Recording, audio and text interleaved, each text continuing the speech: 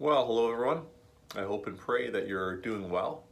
I've been thinking a little bit about what kind of art do you appreciate? And then also, what kind of literature do you read? What movies do you watch? What music do you listen to? And maybe kind of a foundational term for me when I think about art is the word redemptive. Does art convey a sense of even a glimmer of hope?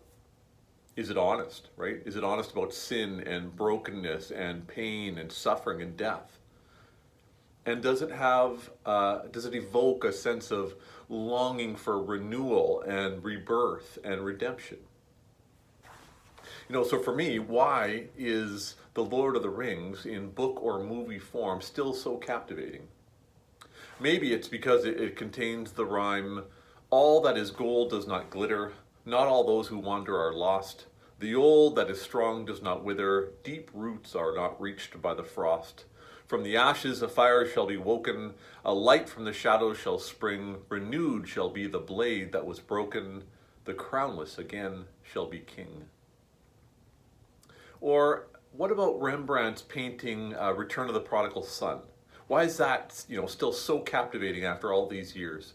And I think in part because in the midst of the darkness, at the very center of that very dark painting, is the promising embrace of the Father. Or why are movies like Star Wars embedded in our minds, or at least in my mind, right?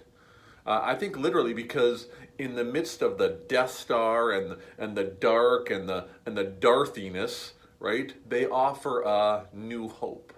I hope you see what I did there. Anyways, and so maybe Christians should be asking about the things that they watch. Is there something redemptive about it? About Breaking Bad, or even the Jeffrey Dahmer story, or Ted Lasso?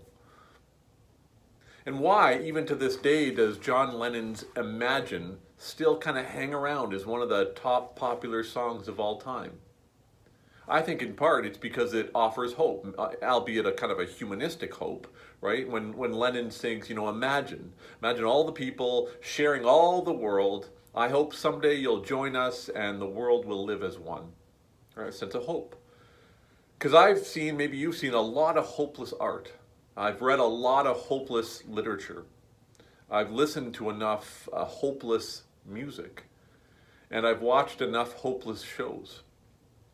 I think what I long for, what I crave, and what I need is a hopefulness, right? A redemptive hope that comes from without. And art has the ability to really stir those longings.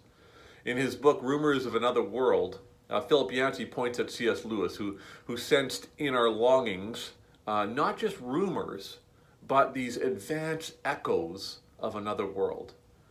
So Lewis wrote, flashes of beauty and pangs of aching sweetness are not the thing itself. They are only the scent of a flower we have not found, the echo of a tune that we have not heard, news from a country we have never visited. So what is good art? What marks something as Christian art? Now, I'm no expert. But I don't think it's simply, a lack of profanity, a lack of sex, no drugs. I don't think, we should be careful that, those things aren't gratuitous in that art.